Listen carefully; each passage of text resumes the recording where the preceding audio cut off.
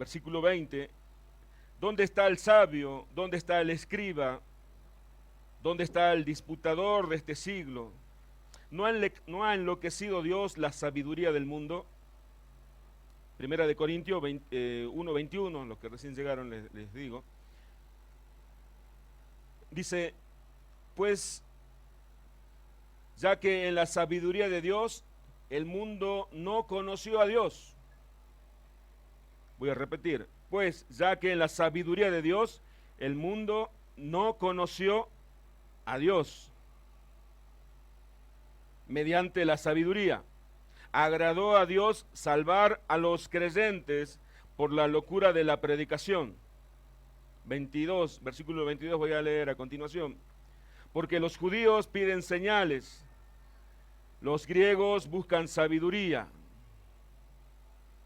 pero nosotros predicamos a Cristo crucificado, para los judíos ciertamente tropezadero, para los gentiles locura, mas para los llamados, está hablando de nosotros, de la iglesia, así judíos como griegos, Cristo, poder de Dios y sabiduría de Dios. Versículo 25, porque lo insensato de Dios es más sabio que los hombres, y lo débil de Dios es más fuerte que los hombres.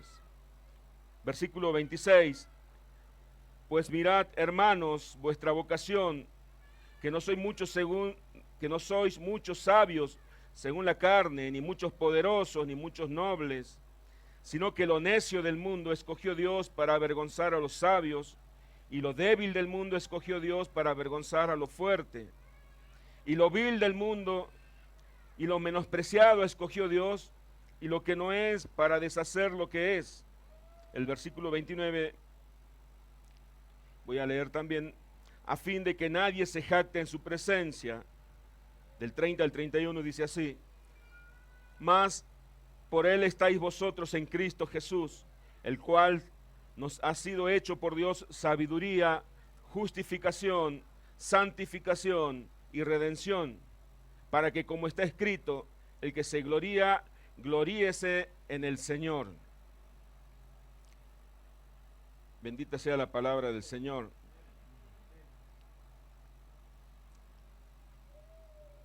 En la iglesia de los Corintios, como los que son lectores de la Escritura saben que la iglesia de los Corintios era una iglesia muy particular. La iglesia de los Corintios era una iglesia que era rica en dones espirituales, pero lo que era el carácter, la conducta de los creyentes, faltaba todavía ser perfeccionada, estaban en camino de la perfección. En la iglesia de los Corintios existía conflictos.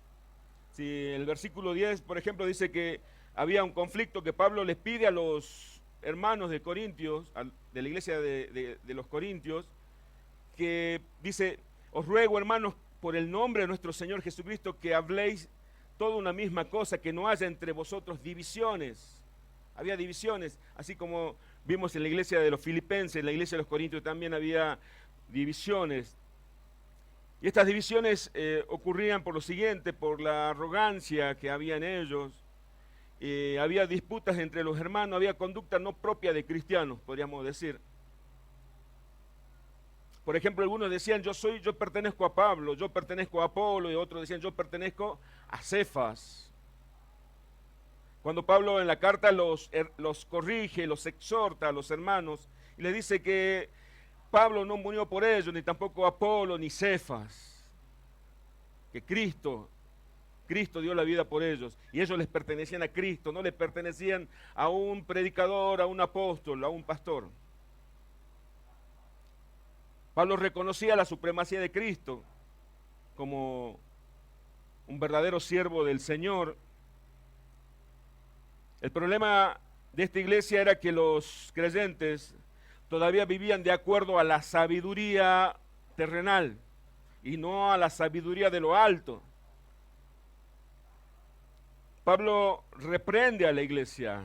Vemos en el versículo 18 que acabamos de leer, Pablo reprende a la iglesia y les pone el pensamiento de la sabiduría del mundo y les dice, porque la palabra de la cruz es locura para los que se pierden, pero para los que se salvan esto es a nosotros, es poder de Dios. Pablo les decía en otras palabras, ustedes hermanos no pueden seguir viviendo de acuerdo a la sabiduría del mundo, porque la sabiduría del mundo dicen que la predicación del Evangelio, la predicación de que Cristo murió colgado en un madero, murió crucificado, para ellos es locura, es una insensatez,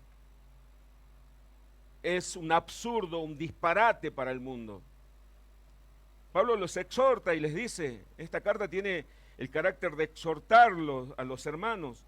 La iglesia no puede y no debe comulgar con la sabiduría del mundo. Quizás esto pueda chocar y decir, pero ¿por qué debemos hacernos una secta y apartarnos del mundo? No, vivimos en este mundo, pero nosotros debemos vivir conforme a la sabiduría de Dios. La iglesia no debe vivir de acuerdo a la sabiduría del mundo, dije,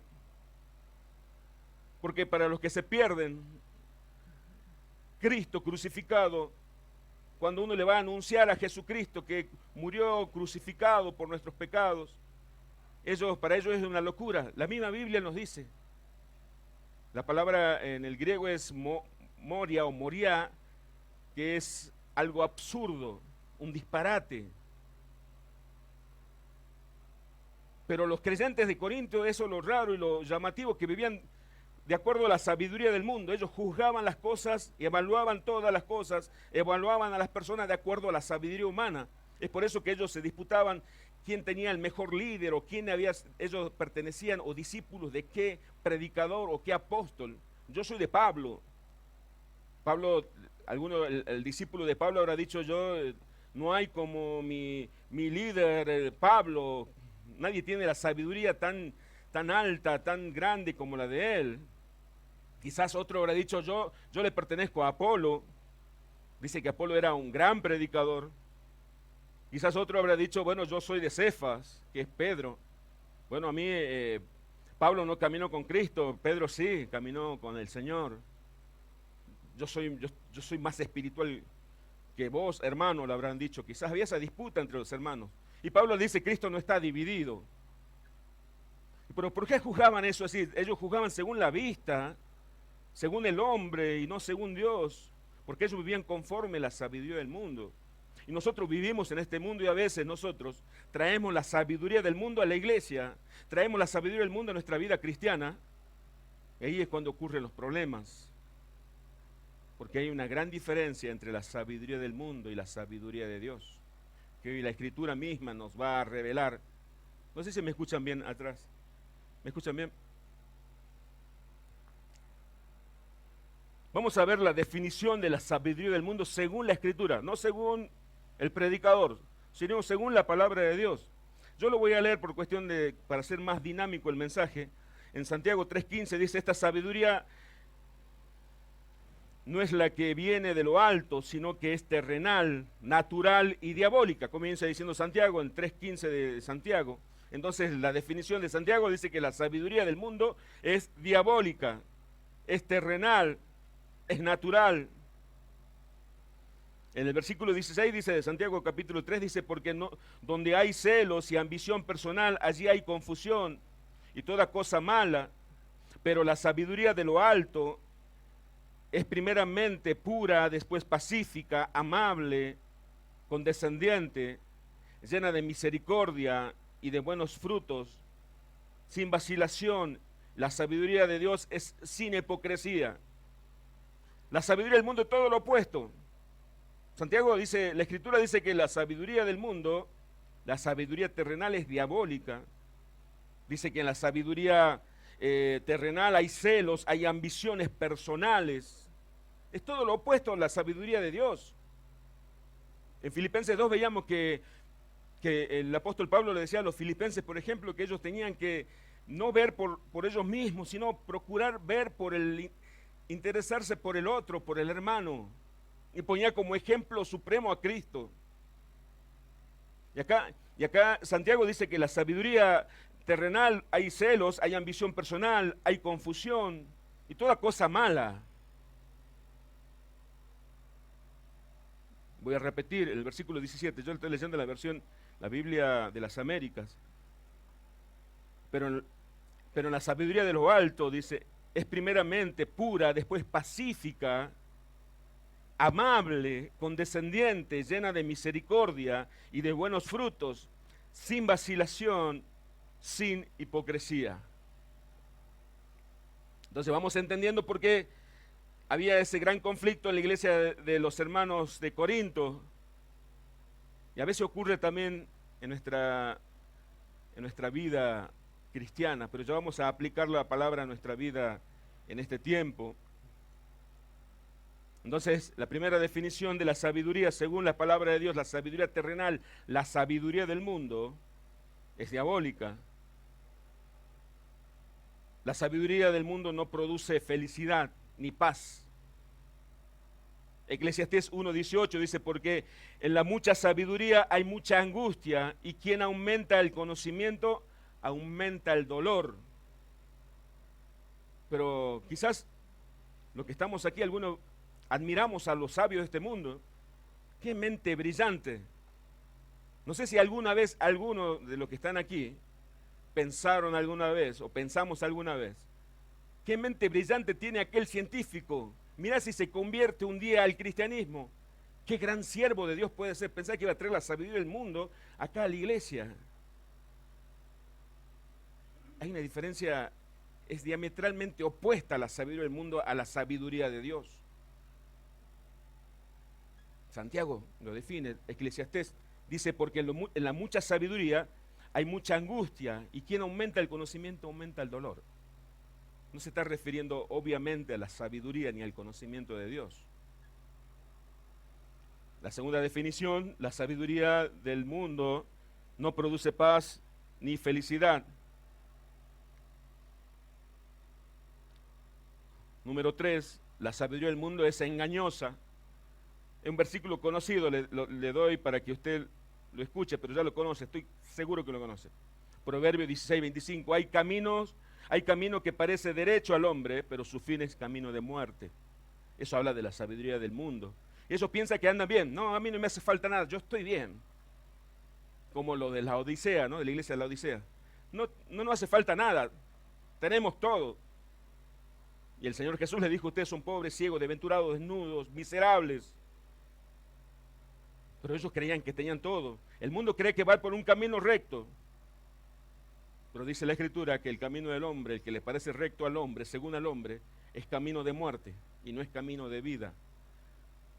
Así se mueve el mundo con su sabiduría. Nosotros vamos en un sentido contrario. Número 4, la sabiduría del mundo no reconoce a Dios. La sabiduría del mundo no reconoce a Dios, no adora a Dios. Romanos 1:22 dice, afirman ser sabios, pero se convirtieron en completos necios. Y en lugar de adorar a Dios inmortal y glorioso, rindieron culto a ídolos que ellos mismos se hicieron con forma de simples mortales, de aves, de animales, de reptiles. Está hablando de la idolatría. Cuando en Romanos 1 habla de la revelación general, habla que todo hombre lo puede conocer a Dios por medio de la creación. Pero ellos no adoraron a Dios, sino adoraron a la criatura. Creyendo ser sabios, se hicieron necios. Pero se hicieron necios ellos solos. Dios los hizo necios. Vamos a ver la soberanía de Dios aún en la necedad de la sabiduría del mundo.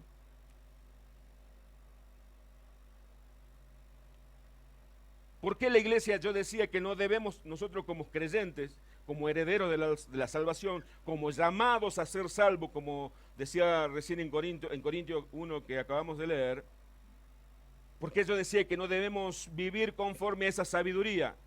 ¿Por qué no debemos comulgar con esa sabiduría? Porque Dios está en contra de la sabiduría del mundo.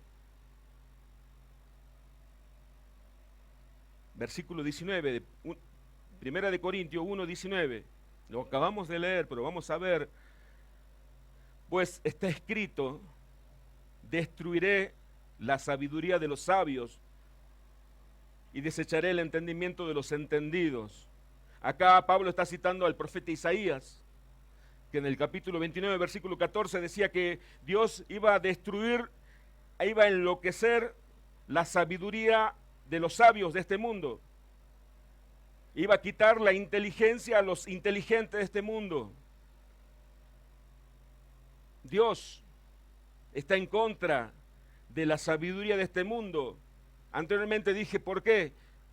Porque la sabiduría terrenal no adora a Dios, no reconoce a Dios como el creador de todas las cosas. Dice, para ellos Dios no existe, yo voy a crear mi propio Dios. Pero eso lo vemos aún dentro de las iglesias, cuando desde los púlpitos el predicador da forma, talla la imagen de un Dios que no es bíblico por medio de sus enseñanzas, y los creyentes, los que escuchan también en su imaginación, crearon a otro Dios que no es bíblico. Eso se llama idolatría también, cuando no se adora al Dios bíblico.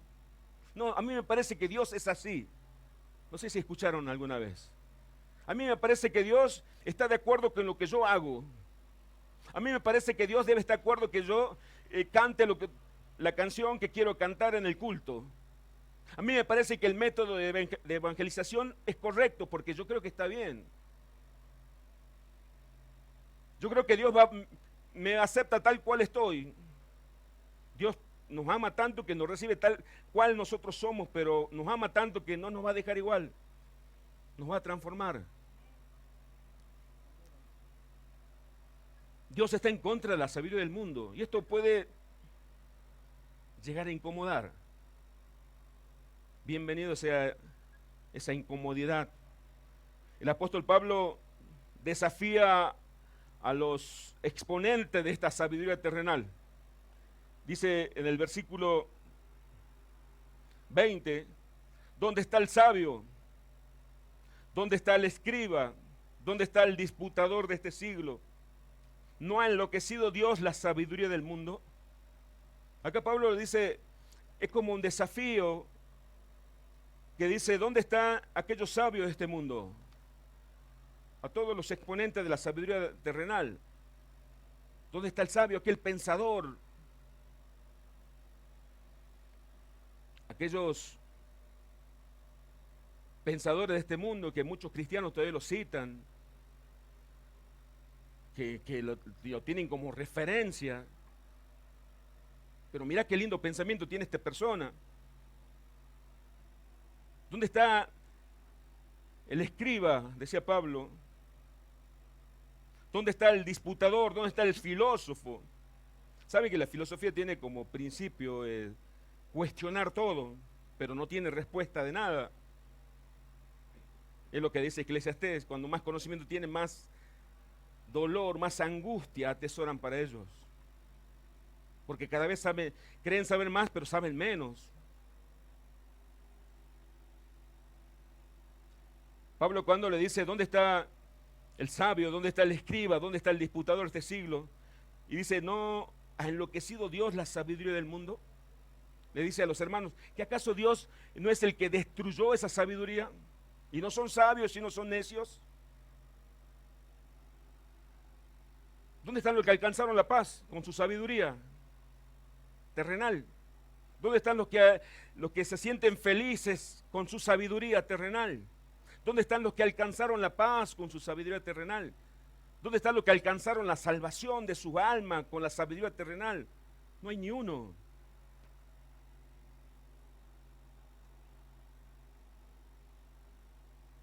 Dios decidió, nuestro soberano Dios, Él decidió no revelarse al mundo de acuerdo a la sabiduría que tiene el mundo.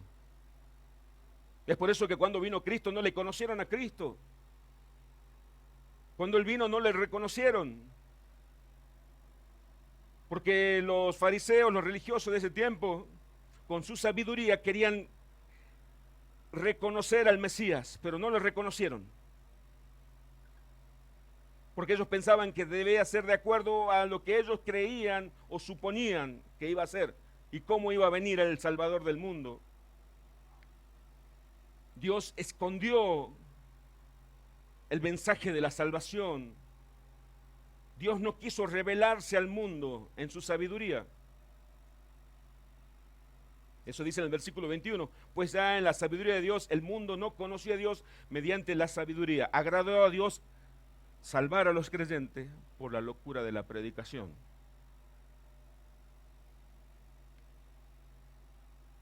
El soberano Dios no se reveló a los sabios de este mundo.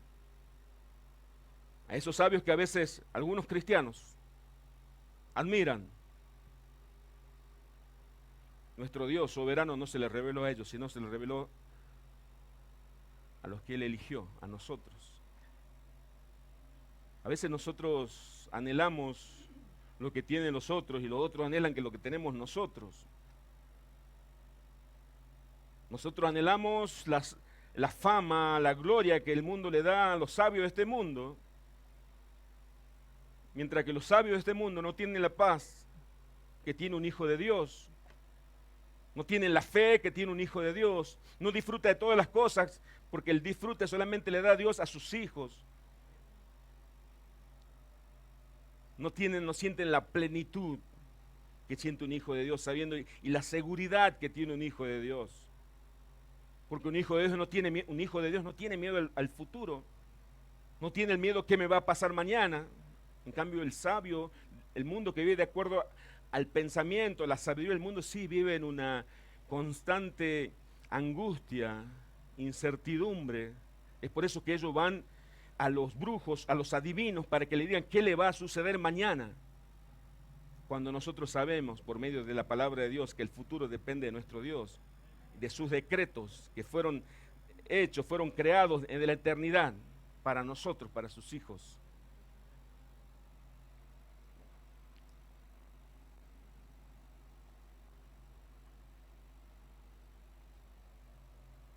Versículo 22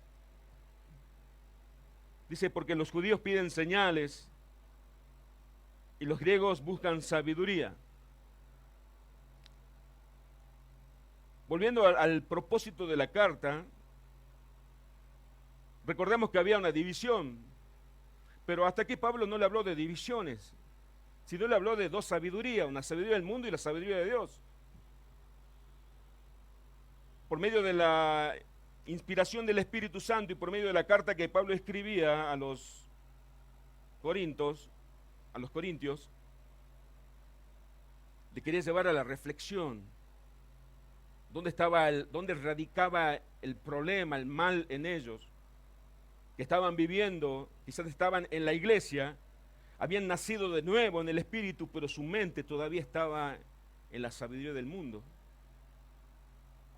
Lo mismo que pasaba con los hebreos que vagaban por el desierto, ya eran libres, no eran esclavos, pero su mente todavía estaba esclavizada, pensaban como esclavos, vivían y razonaban como esclavos cuando eran libres. Recuerdo, por ejemplo, por eso Romanos 12, 1 y 2 dice que debemos renovar nuestro entendimiento para poder entender, comprender cuál es la voluntad de Dios.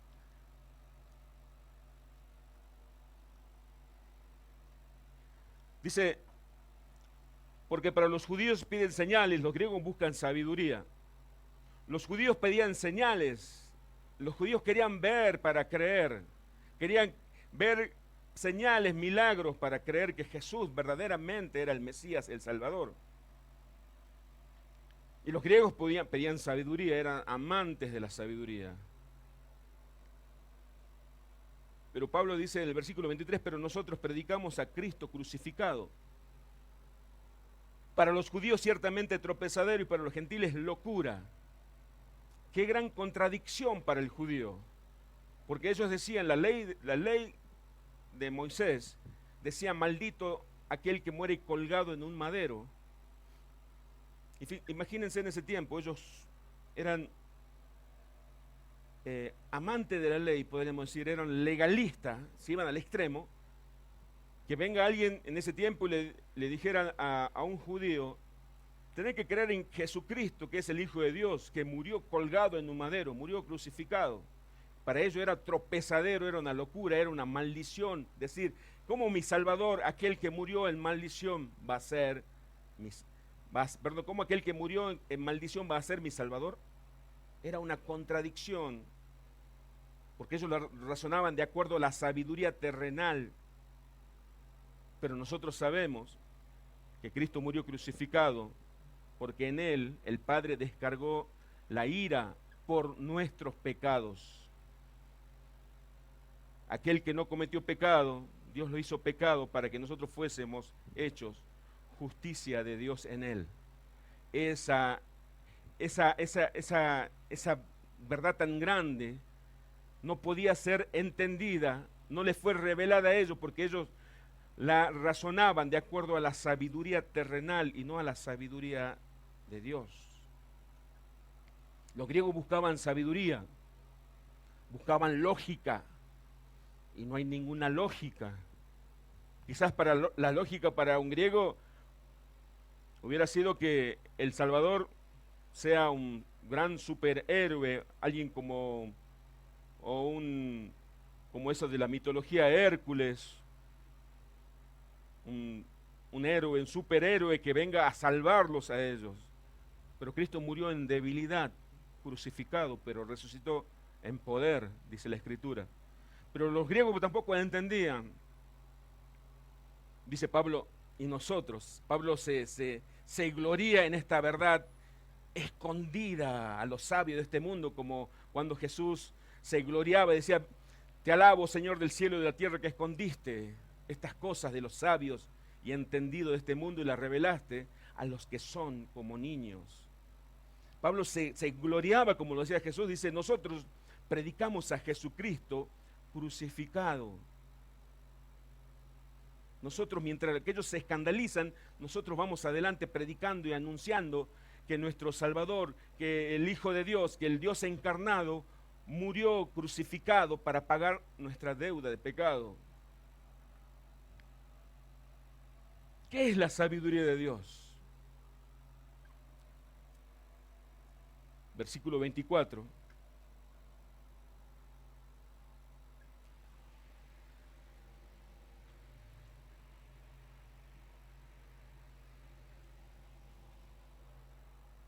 ¿Qué es la sabiduría de Dios? Versículo 24. Pero nosotros predicamos a Cristo crucificado, para los judíos ciertamente tropezaderos, dice el 23. Para los gentiles locura, el 24. Más para los llamados, así judíos como griegos, Cristo es poder de Dios y sabiduría de Dios. Acá el apóstol Pablo, acá la palabra de Dios nos está diciendo, hermano, una verdad muy grande. Acá ya no hay diferencias judíos y no judíos, porque la iglesia está compuesta de judíos y no judíos. Está compuesta de los que fueron elegidos por Dios desde la eternidad, fueron llamados por Dios por medio de su Espíritu, para ser redimidos por medio de la sangre de Cristo. Esto es la iglesia del Señor. Dice, Cristo, poder de Dios y sabiduría de Dios. La pregunta fue formulada de la siguiente manera, ¿qué es la sabiduría de Dios? Y tendría que cambiarle. ¿Quién es la sabiduría de Dios? Cristo es la sabiduría de Dios. Cristo es el poder de Dios. Mientras nosotros quizás anhelábamos tener la sabiduría de los sabios de este mundo, de las mentes brillantes de este mundo, y nosotros tenemos la sabiduría de Dios, que es Cristo. Gloria a Dios. Gloria al Señor. Esa es la sabiduría. Esa es la sabiduría que está velada al mundo. Y a veces está velada a la iglesia, algunos de la iglesia también. Esa es la sabiduría de Dios. Cristo. Cuando el mundo rechaza a Cristo, está rechazando la sabiduría de lo alto. Está rechazando la sabiduría que viene de lo alto. Cristo es poder y sabiduría de Dios. Cristo crucificado es la manifestación de la sabiduría de Dios. Cristo es la manifestación de la sabiduría de Dios. Lo que el mundo llama insensatez, lo que el mundo llama absurdo, Dios lo llama sabiduría.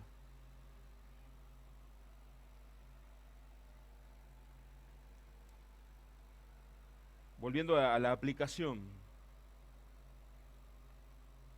a los creyentes les voy a hablar, a los hermanos.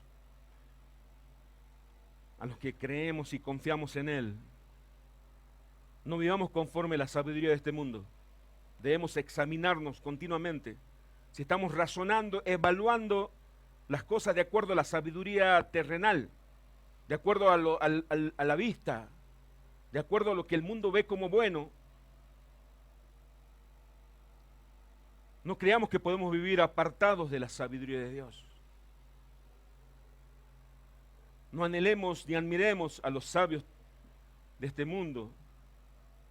Nosotros, como elegidos por Dios para la salvación, somos lo que tenemos, somos los que poseemos, mejor dicho, Él nos posee a nosotros, pero Dios nos dio el privilegio de poder decir, yo tengo la sabiduría de Dios, porque Cristo es la sabiduría de Dios. Pero esto también nos lleva, ahí Pablo, luego de explicarle la sabiduría del mundo y la sabiduría de Dios, les lleva a otra reflexión que debe tener aquel que vive verdaderamente en la sabiduría de Dios. Es un fruto cultivable, ese fruto cultivable se llama humildad. Humildad. Algo que ningún cristiano puede prescindir de ese fruto. Todos debemos fructificar ese fruto, valga la redundancia, ser humildes, porque nuestro maestro, aquel que seguimos sus pisadas, o sea, Jesucristo, Él fue humilde. Dice en el versículo 25,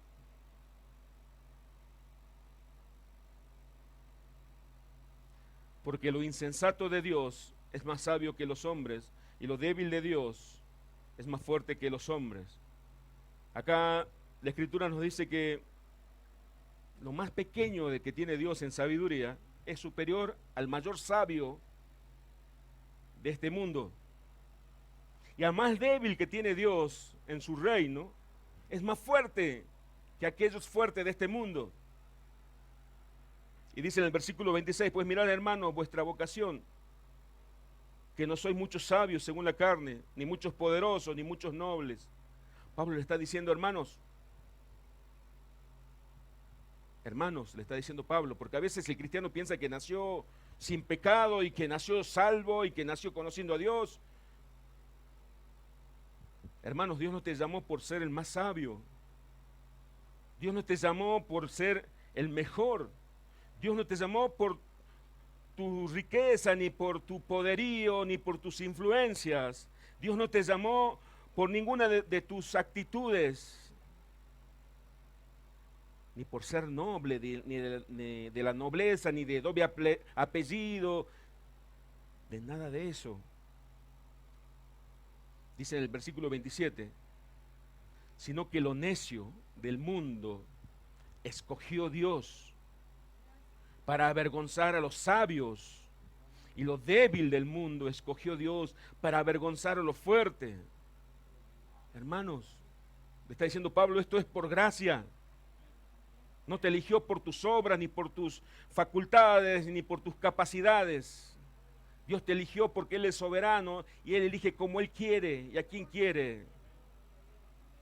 Le está diciendo a los corintios, a los hermanos corintios, hermanos,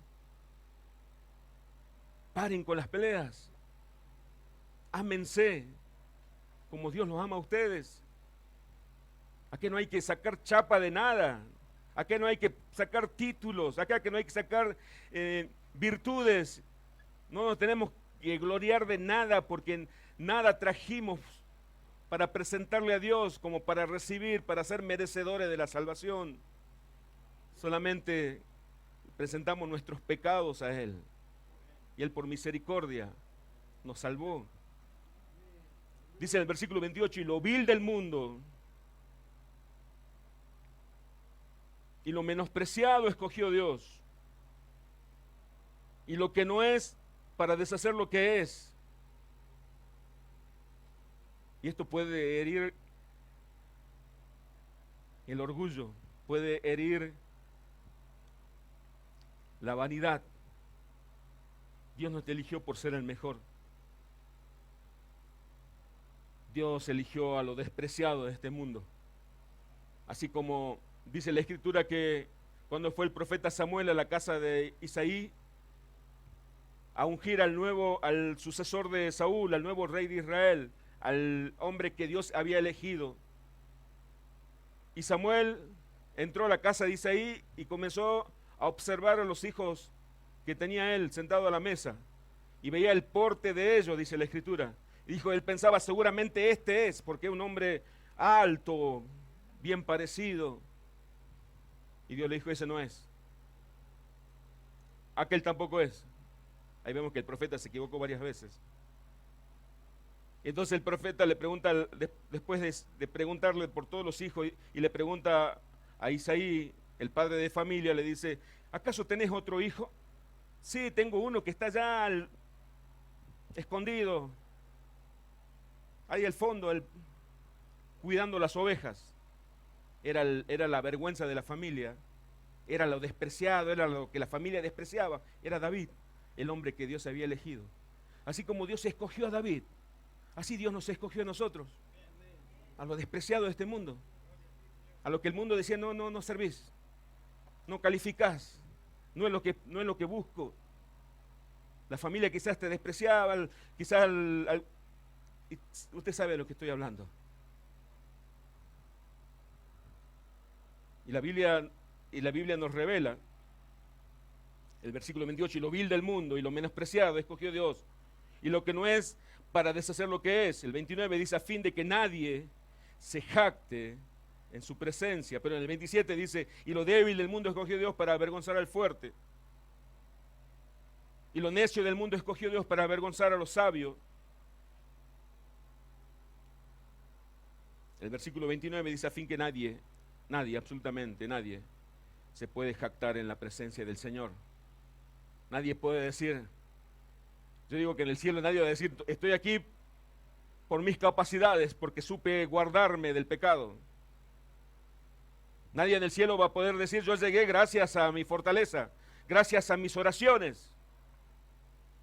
Yo estoy aquí gracias que tuve una iglesia reformada, de sana doctrina. Todos vamos a decir, como aquel viejo corito que decía, si no hubiera sido por el Señor, mi alma se hubiera perdido. Si no hubiera sido por el Señor. Versículo 30. Dice más, por Él estáis vosotros en Cristo, por Dios están ustedes en Cristo Jesús, el cual nos ha sido hecho por Dios sabiduría, justificación, santificación y redención, para que como está escrito, el que se gloría, gloríese en el Señor. Versículo 20,